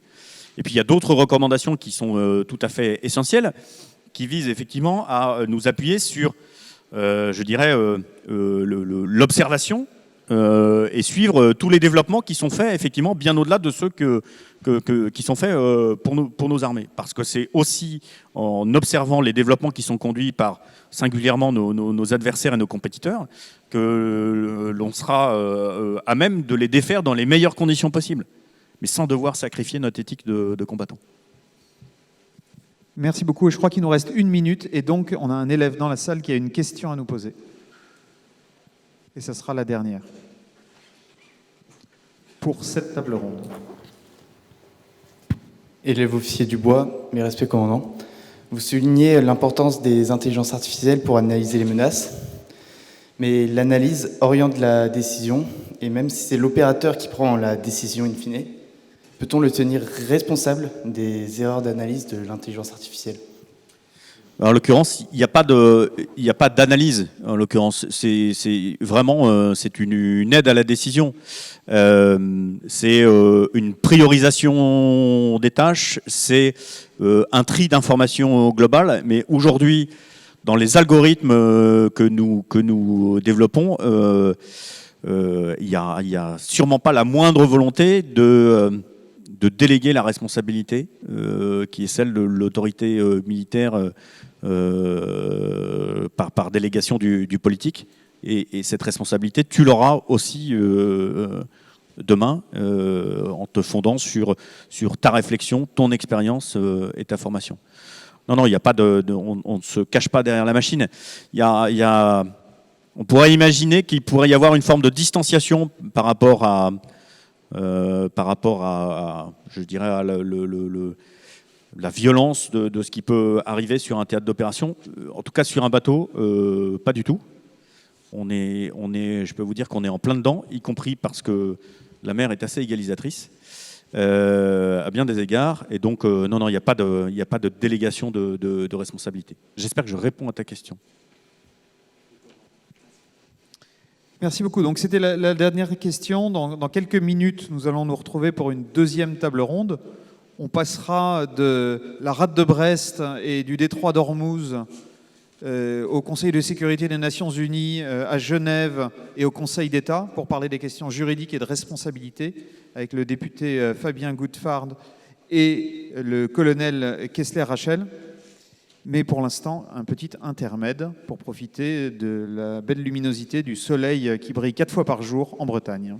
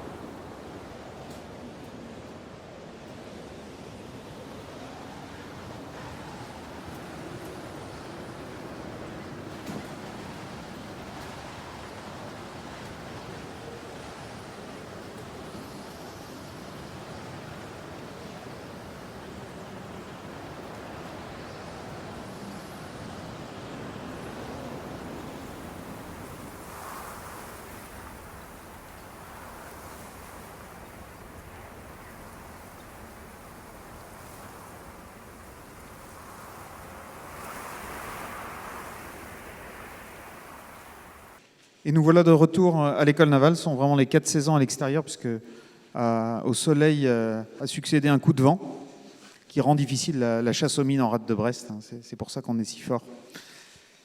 Et pour cette deuxième table ronde, nous avons le choc des rapporteurs, puisque nous avons à ma droite l'auteur du rapport parlementaire sur les systèmes autonomes létaux, potentiellement létaux, et à ma gauche, le rapporteur du rapport du comité d'éthique de la défense. Donc la séparation des pouvoirs est parfaite, puisque nous avons le Parlement et l'exécutif qui sont représentés d'une certaine façon sous les mannes du Conseil d'État. À ma droite, donc, monsieur le député, vous êtes député de l'Eure, vous êtes avant tout juriste international, spécialiste du droit de la responsabilité, presque militaire. Alors vous êtes militaire parce que... non, je retire le presque immédiatement. Vous êtes lieutenant de vaisseau de la réserve opérationnelle de la Marine. Je voulais dire presque militaire parce que vous avez servi une bonne partie de votre carrière au sein du ministère des Armées en plus. Donc en fait, vous êtes 2 fois militaire. Et vous êtes l'auteur de ce rapport parlementaire publié en 2020 sur les systèmes d'armes létaux autonomes. Mon colonel, colonel Thierry Kessler-Rachel, vous êtes... à l'origine mécanicien sur Mirage 2000. Vous vous êtes spécialisé dans la cyberdéfense. Vous avez été chef du centre opération de la cyberdéfense. Et vous êtes, depuis l'année dernière, rapporteur du comité d'éthique de la défense, dont le vice-président est le général Bintéja, que nous avons pu entendre tout à l'heure. Voilà, alors cette deuxième table ronde va s'extraire des questions techniques et opérationnelles pour parler des questions de responsabilité. Alors, on a évoqué très brièvement les conventions de Genève, les protocoles additionnels. Il y a un droit de la guerre beaucoup plus ancien que ça, qui s'est fait par strates, qui s'est cristallisé, qui paraît à peu près stable, avec des principes généraux connus de tous, sinon appliqués de tous. Est-ce que vous croyez que l'irruption de plus en plus massive des systèmes autonomes, de l'intelligence artificielle, va nécessiter une révision profonde de ce qu'on appelle le jus in bello, le droit des conflits armés, le droit international humanitaire? Je précise, ce sont 3 synonymes à peu près. Est-ce que ça va devoir être complètement révisé? Merci, commandant, amiral, mon général, merci, mesdames et messieurs les officiers, chers élèves, et puis tous les téléspectateurs qui nous suivent de plusieurs côtés donc, du globe. Merci pour votre invitation. Je suis très, très heureux de pouvoir parler de systèmes d'armes létales autonomes. Alors, pour les jeunes officiers qui sont dans cette salle et derrière des écrans, vous entendrez parler donc de ça là, de systèmes d'armes létales autonomes ou de systèmes d'armes létaux autonomes, en fonction, tout ça est valable, hein, en fonction de la conjugaison avec système ou arme, mais tout ça est valable. Pour tout vous dire, et avant de répondre à votre question, j'ai eu la chance de rencontrer Alphonse hier à Brest, puisque je suis arrivé hier. Et dans notre entretien, il me disait soyez attentifs à ce que dit le chef d'état-major des armées russes. Et ça tombe bien parce que on avait été, avec mon co-rapporteur Claude Deganet, attentifs à ce que les Russes disaient, et on les cite un moment. Et je voulais vous rappeler aussi ce que, justement, ce chef d'état-major des armées, concernant les Salas, avait dit. Il a dit assez récemment, il a indiqué vouloir exclure le soldat russe de la zone d'immédiate conflictualité en le remplaçant par des unités robotisées, téléopérées ou semi-autonomes, parce que c'est vrai que nous, on a pu le constater, que les Russes sont assez avancés, non pas tellement sur les Salas, mais sur tout ce qui est robotisation et automatisation. Et face à cette doctrine russe, eh ben, très rapidement, vous avez les hauts responsables du DoD, donc le Department of Defense aux États-Unis, qui, puisqu'on parle d'éthique, ont publiquement annoncé que ce qui serait, à leurs yeux, non éthique serait certainement d'envoyer des soldats américains au contact d'une unité robotisée, armée, par exemple, russe ou chinoise. Donc on voit bien que il y a effectivement, et je pense que c'est vraiment, là je m'adresse aux jeunes dans cette salle, une question que vous aurez encore plus que nous à aborder dans 10, 15 ou 20 ans. Et je vais, et après j'en arrêterai là, mais je voudrais vous citer une dernière citation d'un monsieur chez qui j'ai eu la chance de servir au SGDSN avant d'être élu, qui est Louis Gauthier, qui était donc l'ancien SGDSN. Et on l'a mis en exergue de notre rapport, et je voulais vous citer ceci. C'est une terrible loi du genre. On ne neutralisera pas plus l'emploi de l'intelligence artificielle dans les applications militaires que l'on a désinventé la bombe atomique après Hiroshima, ni jadis les carreaux d'arbalète après leur interdiction en 1139 par le deuxième concile de Latran. Seules les armes se dépassent entre elles. Seules les armes se dépassent entre elles. Vraiment, s'il y avait une chose à laisser lors de cette table ronde, c'est à nos futurs officiers, n'oubliez pas cette citation, je pense qu'elle est très intéressante, et ça aussi, je dois le dire, nourrit notre rapport avec ce souci d'un risque de déclassement aussi, pour la France, pour l'Europe, face à des compétiteurs qui auraient moins de soucis éthiques que nous. Donc on doit se situer entre ces deux bords-là. Et puis pour répondre plus directement à votre question sur le droit international humanitaire, j'aurais tendance à dire qu'il faudra qu'on s'entende pour répondre à cette question sur ce qu'est un SALA, ce qu'est un SALIA. J'aurais tendance à dire que, comme le comité d'éthique l'a dit, que si on partait vers les SALA, des systèmes totalement autonomes, capables de se doter de leurs propres règles et d'engager des cibles sans qu'ils aient été programmés complètement pour cela avant, eh bien oui, on a un problème avec le droit international, ça romprait la chaîne de commandement, on irait directement à la rencontre du principe constitutionnel de libre disposition de la force armée, le général Benteja l'a dit, et on n'apporterait aucune assurance quant au respect des principes du droit international humanitaire.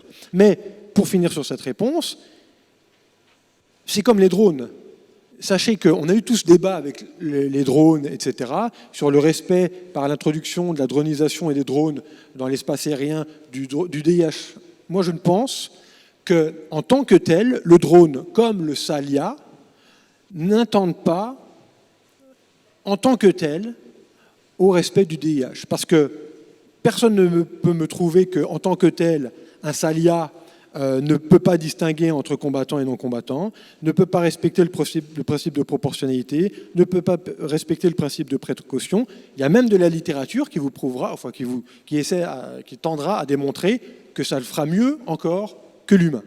D'accord ? Donc, moi, mon souci, c'est plutôt par rapport à ce que vous avez dit, commandant, c'est plutôt le respect du jus ad bellum, c'est du recours à la guerre, plutôt que du jus in bello, le droit de respecter le droit des conflits armés. Parce qu'on l'a vu avec les drones, ça rend la frontière du droit au recours à la guerre plus floue. On va plus loin, on peut rentrer dans des zones grises, effectivement, plus facilement, peut-être avec un drone qu'avec un Rafale ou qu'avec un F-18. Et il y a autant de problématiques de jus ad bellum que de jus in bello. Juste pour poursuivre une minute sur cette question qui en appelle une autre, est-ce que du coup la méthode inductive, c'est-à-dire agir par comparaison, dire les principes existent déjà dans le droit de la guerre et on va les appliquer à des nouveaux objets, c'est plus efficace que la méthode romaine, traditionnelle française, qui dit tout doit être codifié, tout doit être écrit, tout doit être prévu par le droit? Mais en l'espèce, on est quand même dans le droit international humanitaire, comme vous l'avez dit, sur toute une doctrine faite des conventions de Genève, de l'Haye, etc. Tout ça a été en réalité codifié. On a bien évidemment après du droit coutumier qui s'agrège là-dessus, avec le CICR qui comptabilise en fait toute cette doctrine, etc., la met en forme, mais on est plus dans une logique de droit romain, si vous voulez, de droit écrit, plutôt que dans une logique d'agrégation des pratiques. Donc les principes sont là, et moi j'aurais tendance à dire qu'ils peuvent être conservés même au regard de ces technologies nouvelles. Merci beaucoup. Et alors, puisque vous êtes, mon colonel, spécialiste de cyberdéfense, et qu'aujourd'hui, l'action cyber, on en discutait, a rarement des effets létaux, même s'il peut avoir des effets très importants, ou alors en tout cas pas létaux directs. Est-ce que le seuil de la question éthique, c'est létal, non létal, ou est-ce qu'il y a d'autres seuils avant, aussi ou plus importants? Et merci pour la question. Il se pose tout d'abord une première question, c'est la nature des conflits est-elle totalement bouleversée par l'apparition de ces systèmes autonomes? Donc le comité d'éthique dont je suis le rapporteur a réalisé tout un travail de vocabulaire dans une première partie de l'avis que vous trouverez sur Internet. Notamment, nous avons commencé par définir l'autonomie. Qu'est-ce que l'autonomie? Il y a plusieurs définitions. Une définition médicale, c'est être capable de réaliser les gestes de la vie quotidienne. Une définition philosophique, être capable de se définir ses propres règles. Et une définition plus robotique, c'est être capable de réaliser des calculs complexes liés à la décision dans un environnement changeant. Donc nous avons ensuite défini les systèmes d'armes létaux autonomes comme étant capables de se fixer ses propres règles et de modifier ces règles au-delà du commandement et au-delà de l'appréciation de la situation par le commandement. Donc en termes de nature de la guerre, si des Salahs commencent à se battre contre d'autres Salahs ou d'autres humains, oui, quelque part, il y a un changement de seuil, il y a un changement de nature de la forme de conflit. Nous avons également défini les SALIA, systèmes d'armes létaux intégrant de l'autonomie décisionnelle au sens de la robotique.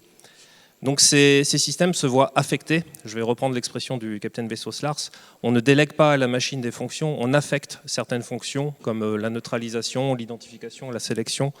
En revanche, le commandement n'affecte ni ne délègue deux fonctions majeures qui sont l'appréciation de situation, donc qui lui permet de décider en fonction des risques possibles et des bénéfices, et également le compte-rendu, qui est l'étape finale d'une action, mais en même temps la première étape de l'action suivante. Donc toujours en termes de seuil, si des Salia viennent à affronter des humains ou d'autres Salia, voire des Salas, oui, il y aura encore un changement de nature et un changement de seuil dans les conflits. Bon, en réalité, la nature de la guerre et la notion de seuil n'a jamais cessé d'évoluer. Donc, monsieur le député parlait de l'arbalète. Le sous-marin a été une révolution. L'aviation a également modifié les formes de conflit et les seuils. Mais cette évolution des seuils, elle va dans les deux sens. Donc, vous parlez de cyberdéfense. Il faut retenir que l'évolution de toutes ces armes est également réversible. Peut-être que parce que ces armes sont tellement vulnérables, peut-être qu'on ne les utilisera pas, qu'on reviendra en arrière. Enfin, une réversibilité est tout à fait possible dans ce changement de nature. Ce qui ne change pas, c'est la singularité du combat, la singularité militaire, la singularité qui consiste à devoir potentiellement donner la mort, tout comme la singularité de courir le risque soi-même de mourir. Cette singularité reste présente, quelles que soient les armes considérées. Et il n'y a pas de changement de seuil à ce niveau-là. Pour revenir à la question initiale, faut-il adapter le droit international humanitaire? J'en suis pas certain, les grands principes demeurent. Le droit international humanitaire va s'adapter au fil du temps et des situations rencontrées. Tant que la guerre sera réalisée par des humains, et à ce stade ça reste le cas, par des humains ou tout du moins des États, le droit international humanitaire sera écrit par des humains au profit des humains. L'humain reste responsable des choses dont il a la charge, notamment en droit français. Merci beaucoup. Alors, les humains, oui, mais est-ce que les États? Est-ce que c'est toujours une affaire d'État? Est-ce que lorsque c'est Google qui vous fournit l'algorithme, l'État, qui est normalement le seul sujet de droit international, reste comptable des actions éventuellement offensives menées par un robot auquel Google aura contribué? L'État est respectueux effectivement de ses engagements internationaux. Il dispose librement de la force armée et le commandement militaire, responsable de l'ensemble des actions militaires, respectera l'ensemble des principes de ce droit, respectera les directives politiques, les objectifs stratégiques et par subsidiarité, donc les transmettra jusqu'aux soldats au travers des règles d'engagement. Si d'aventure une erreur était commise ou si un des principes du droit international humanitaire n'était pas respecté, oui, il y aura, l'État, tout comme les individus qui auront réalisé les actions qui intentent à ce droit, seront responsables et seront comptables. La notion de responsabilité de l'État et de l'humain reste infaillible. Et donc, et vous, monsieur le député, est-ce que vous pensez que c'est donc l'État du siège social de Google qui sera in fine responsable d'une violation du droit international humanitaire commise par une défaillance de programmation ou de fabrication d'une entreprise dont le siège social est sur le sol, par exemple, américain ou chinois ou russe? Aujourd'hui, c'est très difficile d'arriver à naviguer justement dans ces questions de responsabilité. Ce qu'on peut dire, c'est que ce qui est quand même intéressant, et si on veut faire œuvre d'optimisme, c'est que les États au niveau international arrivent en ce moment à discuter dans une enceinte onusienne à Genève, justement la Convention sur les armes classiques, depuis 2013, notamment à l'initiative, d'ailleurs, on doit le dire, de la France et de l'Allemagne. Là, c'est la démonstration d'un binôme qui fonctionne bien, arrive en gros à tendre vers des principes communs au niveau international pour essayer d'avoir justement des règles, en tout cas dans un premier temps plutôt d'usage et après de responsabilité commune. Donc on tend vers, dans un premier temps, un document politique qui fait consensus pour peut-être plus tard arriver vers un document juridique. C'est quand même une problématique importante parce que face à ça, on a des initiatives privées, de grandes ONG, de grandes associations, en tout cas, on en a entendu parler avec Stop Killer Robot par exemple, qui essayent de bannir totalement ces systèmes et en réalité qui laisseraient le champ libre. On le voit sur d'autres initiatives comme le Tian sur le nucléaire ou des choses comme ça, qui laisserait le champ libre à des États comme la Chine, comme la Russie, qui auraient moins d'attention à ce que peut penser la communauté internationale et la société civile organisée. Et donc ça serait le champ libre à ces États pour développer tout ce qu'il faut. Donc nous, c'est important que la communauté internationale arrive à établir plus tard des règles de responsabilité sur ces sujets. Merci beaucoup. Et j'entends donc que la France est en pointe du combat juridique sur ce sujet-là, parce que lors de la première table ronde, on a eu l'impression qu'on était, par souci éthique, plutôt dans une position de faiblesse vis-à-vis du développement de certains systèmes. Et c'est heureux de rappeler qu'il y a d'autres domaines connexes dans lesquels nous sommes en position de force. Est-ce que vous en identifiez d'autres, à part cette question de l'initiative juridique dans lesquelles la France est en pointe par rapport à nos compétiteurs systémiques, comme on dit dans les livres? Vous voulez dire dans le champ de l'intelligence artificielle? Oui, absolument.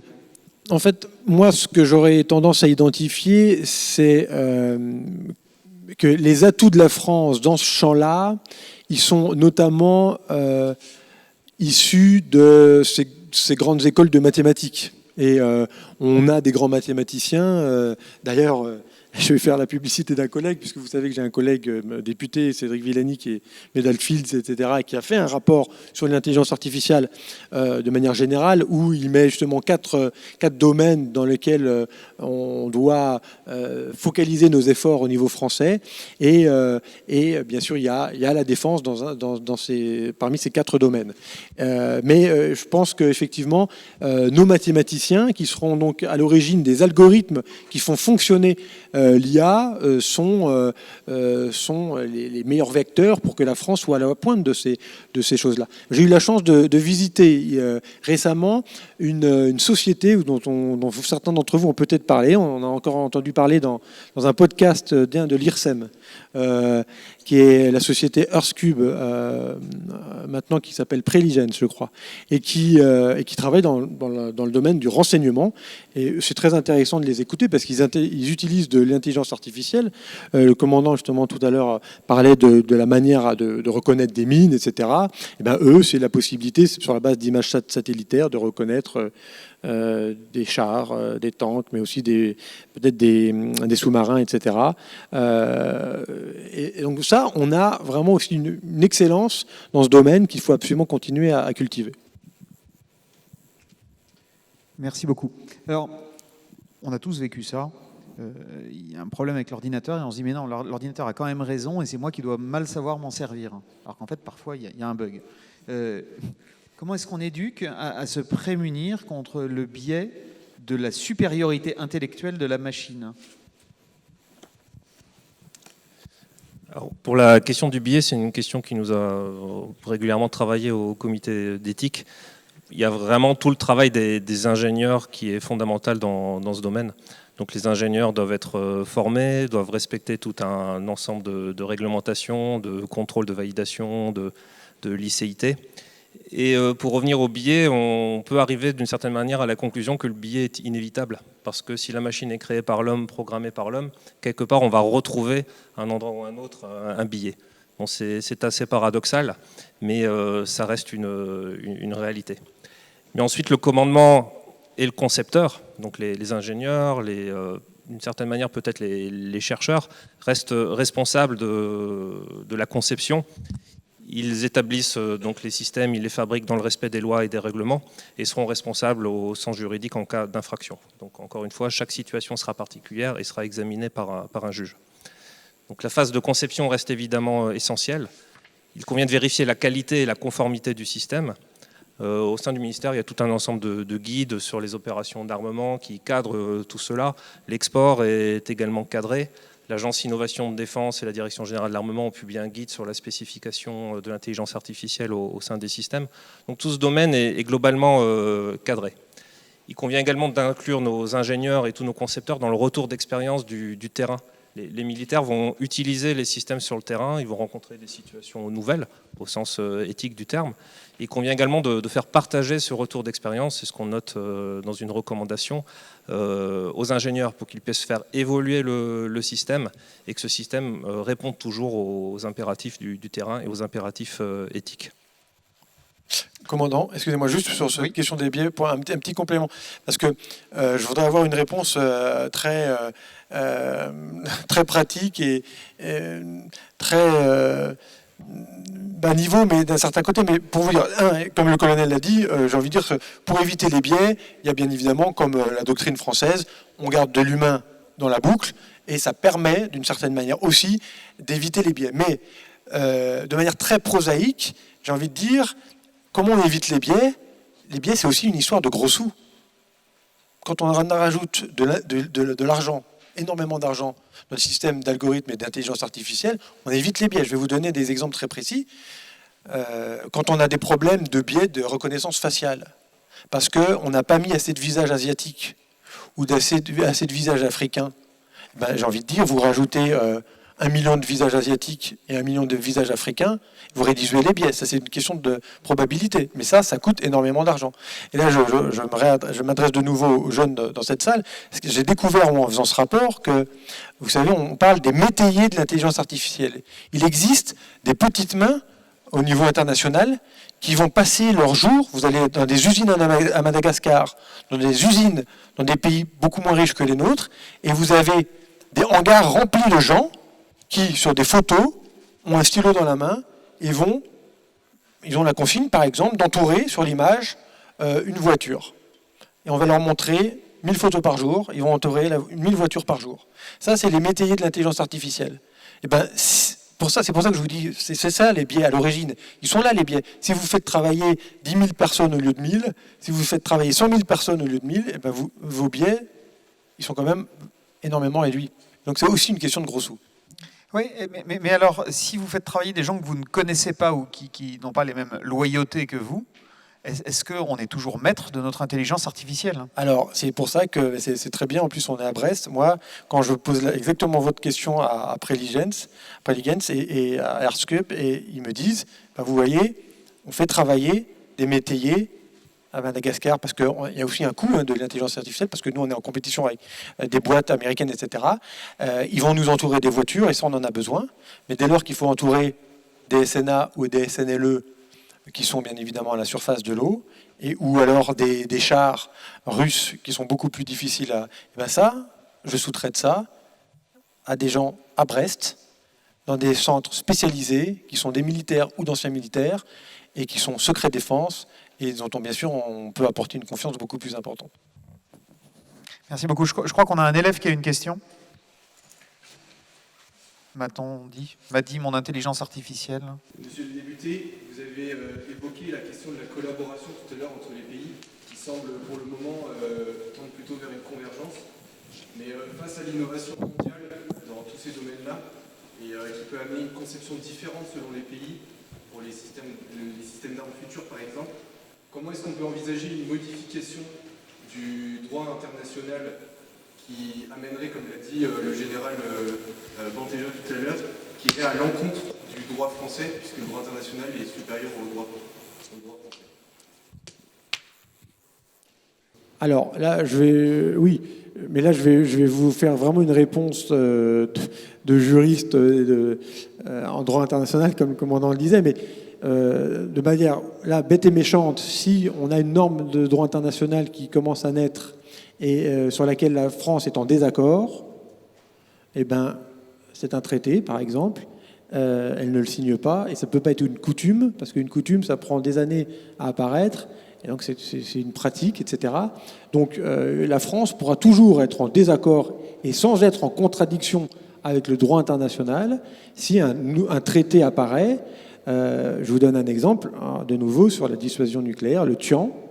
Si le TIAN devient une norme, le TIAN est un traité international, eh ben, nous ne sommes pas signataires, on n'a pas ratifié le TIAN, donc on ne peut pas être tenu pour responsable pour la non-application du traité d'interdiction sur les armes nucléaires. Voilà. Après, comme je vous le disais, le but pour la France, pour l'Europe en général, c'est d'être à la base d'une norme qui nous satisfasse, effectivement. Mais là, on pourrait effectivement reposer la question dans l'autre sens. Si on arrive dans cette future norme à mettre une éthique qui serait considérée comme trop européenne, quid du comportement de la Chine ou de la Russie, mais plutôt de la Chine par rapport à cette norme? Et la Chine pourrait dire non, mais c'est des considérations que vous partagez, pas nous, on ne signera pas votre traité. Et ce qui est difficile, c'est d'embarquer la communauté internationale dans son ensemble. Parce que le comité d'éthique fait la différence entre Salah et Salia. Et la question que vous pourrez vous poser, moi, qui est une question hyper intéressante, c'est est-ce que d'un point de vue pratique et opérationnel, un jour, un Salah ne sera pas plus efficace qu'un Salia? Qu'est-ce qui se passe dans ce cas-là? Et ça, c'est dangereux. Alors, je voudrais rebondir sur ce point. On voit qu'on a un système international qui ne prend pas en compte de façon parfaite encore ces questions, des divergences de vues nationales. Vous êtes ici dans la grande école de la mer. Est-ce que les espaces communs, c'est-à-dire les océans, le cyberespace, l'espace, sont peut-être des endroits privilégiés pour le développement des systèmes autonomes avant les espaces terrestres nommés, normés, bornés? Au sein du comité d'éthique, on a commencé à regarder dans tous les espaces, donc terre, air, mer, cyber, espace exo-atmosphérique, s'il existait des systèmes qui pouvaient relever de la catégorie Salia, Sala. Donc on a élaboré une petite classification qu'on a également proposée à la ministre, qui n'engage que nous, hein, c'est notre interprétation sur des sources ouvertes de ce que sont ces systèmes. Globalement, dans chaque milieu, il existe des systèmes autonomes qui tendent jusqu'au SALA. Donc des systèmes automatiques les plus simples peut-être, donc j'ai envie de dire certaines mines, donc Thalès en a parlé avant, le pilotage automatique sur certains avions.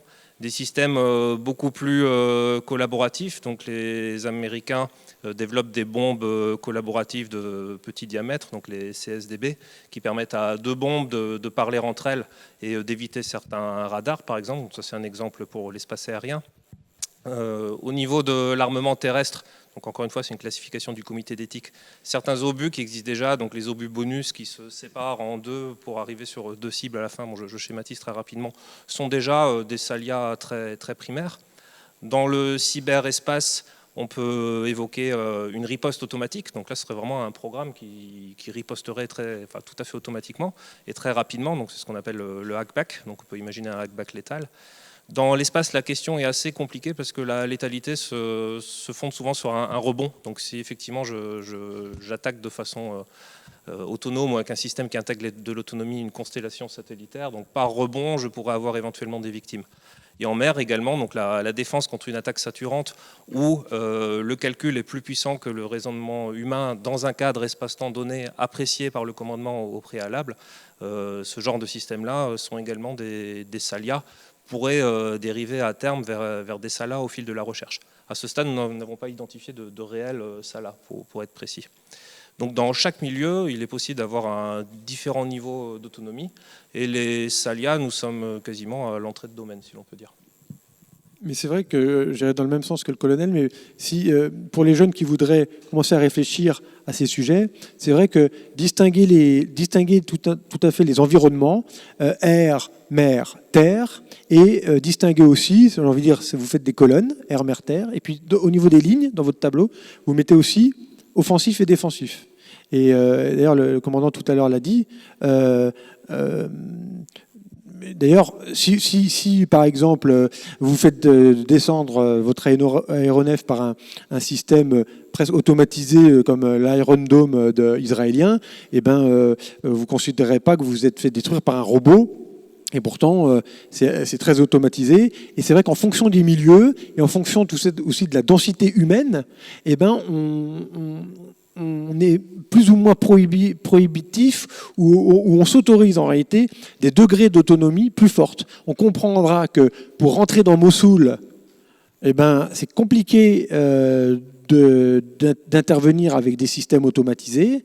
Par contre, en plein océan, quand vous êtes à peu près sûr que où vous rencontrez personne sous la mer, hein, j'entends, ou si vous rencontrez quelqu'un, c'est que probablement c'est un ennemi, alors peut-être que vous permettrez une autonomisation plus forte. Donc c'est vrai qu'il y a les milieux, et puis raisonner entre offensif et défensif, avec le développement des armes hypervéloces, de toute manière, en termes défensifs, vous serez obligé d'automatiser, ça c'est sûr, et d'autonomiser beaucoup de choses de plus en plus fortes.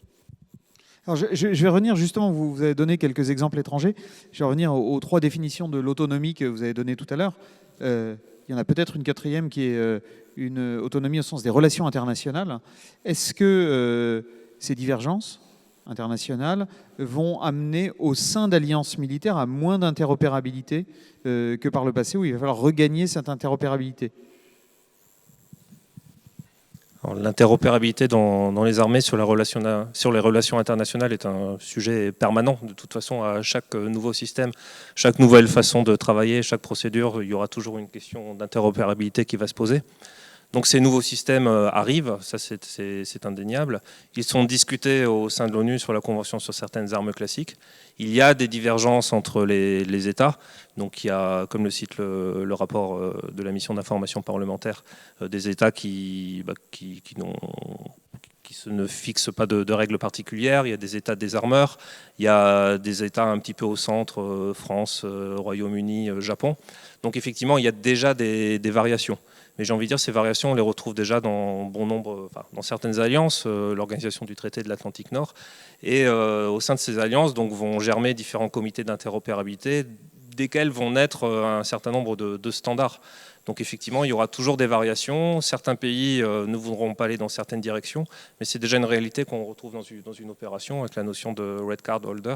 Lorsqu'on travaille en coalition, il est possible pour un pays de s'opposer à un objectif ou de ne pas aller à 100% vers le même objectif que les autres pays. Donc je ne pense pas que ça change réellement l'interopérabilité en général. On risque pas de se retrouver dans des clusters de like-minded plus petits que par exemple l'OTAN aujourd'hui comporte presque 30 membres avec des visions entre les États-Unis par exemple et quelques pays occidentaux très différentes sur cette autonomie. C'est tout le travail de la transformation de l'OTAN et je vais parler pour eux, mais le ACT, le commandement pour la transformation de l'OTAN, réfléchit à toutes ces questions d'avenir, que ce soit tant le soldat augmenté que l'intelligence artificielle. Et de là va naître toute une réflexion et donc des concepts et des doctrines et qui vont s'inscrire dans le cycle que je viens de décrire à l'instant. Vous parliez, commandant, de certaines reconfigurations possibles. Il y a une autre reconfiguration possible avec cette arrivée de l'intelligence artificielle, c'est comment on peut s'interroger sur la manière dont l'IA de défense va redesigner ou reconfigurer les relations entre la base industrielle et technologique de défense classique et les armées. Puisqu'en fait, on a une coopération relativement différente par rapport à cette BITD classique avec les armées et avec l'État en général, avec l'introduction justement de sociétés de données, de la donnée, vous parliez de Google tout à l'heure, mais de sociétés privées spécialistes de la donnée qui ont un rapport avec les armées, des fois d'ailleurs très différent de la BITD classique, et même des fois, pour certains, en opposition.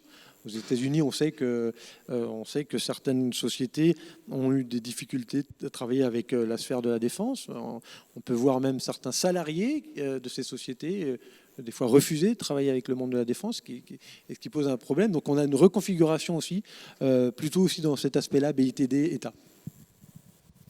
Merci beaucoup. Avant de conclure, peut-être un dernier petit mot, mon colonel. Est-ce que vous avez des regrets ?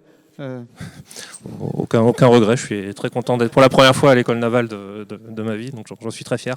Non, je vous engage à lire peut-être 2 fois, parce qu'effectivement il y a tout un travail de vocabulaire sur la Vissala. Il a été publié donc sur Internet, en anglais également, donc si vous avez des collègues étrangers, n'hésitez pas à les renvoyer directement sur la version en anglais. Chaque mot est pesé, comme vous l'avez senti au cours de ces tables rondes. Chaque mot compte. Et effectivement, il y a tout un piège, comme le signalait le capitaine Vessos-Lars, lié à l'anthropomorphisme et le fait d'humaniser des choses qui sont effectivement très proches du calcul. Moi, une phrase que j'aime citer, elle n'est pas de moi, mais en guise de conclusion, faisons collectivement tous attention à ne pas continuer à améliorer la bougie quand d'autres inventent l'électricité. Je vous remercie beaucoup. Mon général, je voudrais vous remercier une nouvelle fois. Vous nous avez procuré au début de ce séminaire une grammaire de base. Mais je voudrais vous remercier pour autre chose. C'est dans tout ce projet d'avoir porté la crédibilité politico-militaire. Parce que quand on écrit un rapport sur l'éthique de défense et qu'on sait de quoi on parle, parce qu'on a vécu intimement des décisions de vie ou de mort pendant tant d'années, ça porte la crédibilité du rapport. Et donc merci beaucoup d'être venu intervenir aujourd'hui, c'était particulièrement précieux. Monsieur le député, je retiens en particulier que nous pouvons une nouvelle fois, s'il était besoin de le répéter, fiers d'être français. Parce que dans la presse, on lit plutôt la France est en retard sur l'intelligence artificielle. Et aujourd'hui, j'entends plutôt des raisons d'espérer dans la réflexion, des raisons d'espérer dans les réalisations. Des raisons d'espérer dans la conceptualisation. Merci beaucoup pour ça. Monsieur Le Bihan, évidemment, l'attaché naval à Londres que je suis vous remercie de concevoir le seul programme naval franco-britannique qu'on peut voir en vrai aujourd'hui et qui est en plus une technologie de rupture extrêmement précieuse et qui préfigure, j'espère, beaucoup d'autres prouesses industrielles françaises, d'une belle industrie que vous représentez. Et mon colonel, vous avez mis tout ça en cohérence. Je pense que ce rapport, alors certains le liront, mais tous ne le liront pas. Les midship, vous l'avez tous lu en entier ? je ne sais pas. Mais si vous êtes comme moi avec une mémoire plus auditive que visuelle, c'est quand même beaucoup plus simple quand c'est vulgarisé, quand c'est simple, comme vous venez de l'expliquer, c'était très utile. Et commandant, un remerciement pour nous rappeler que derrière tout ça, il y a la mer, il y a le combat, et il y a des hommes et des femmes derrière des machines qui n'ont pas besoin de philosophie, qui n'ont pas besoin d'algorithmes, et qui ont besoin de réponses simples et actionnables, comme on dit. Voilà. Et Amiral, merci beaucoup de votre invitation et merci beaucoup d'avoir organisé ce séminaire. Un mot, je reprends ma casquette évidemment de commandant d'école pour m'adresser aux élèves de l'école navale. Aux élèves, je ne sais pas si on est encore en direct, je ne sais pas si les élèves de la Jeanne aussi, ici, entendent aussi. Voilà, pour moi je retiens apprendre et réfléchir. Vous avez entendu plein de choses, je pense plein de concepts, beaucoup de choses sur lesquelles il faut que vous appreniez. Il faut lire, relire, apprendre. Et puis il faut réfléchir. On vous dit souvent ici de réfléchir au sens de votre engagement, réfléchir aux valeurs qui vous animent. Ce que je veux vous dire, c'est que j'espère que cet après-midi, c'est un début pour vous, c'est-à-dire que finalement, à la fin de ce webinaire, vous posez plus de questions que de réponses. C'est bien l'objectif. Moi, ce que je veux, c'est qu'ici, vous réfléchissiez. Quelles sont les valeurs, quel est le sens de mon engagement. Et vous aurez l'occasion de réfléchir pendant toute votre carrière d'officier, d'échanger avec vos équipages, d'échanger avec vos supérieurs pour nourrir véritablement le sens de votre engagement. Un immense merci à chacun d'entre vous, à ceux qui l'ont préparé, à toute la technique qui a rendu possible ce webinaire jusque effectivement de l'autre côté du globe. Et bonne nuit à ceux qui vont bientôt se coucher et bonne soirée aux autres. Merci beaucoup, à bientôt.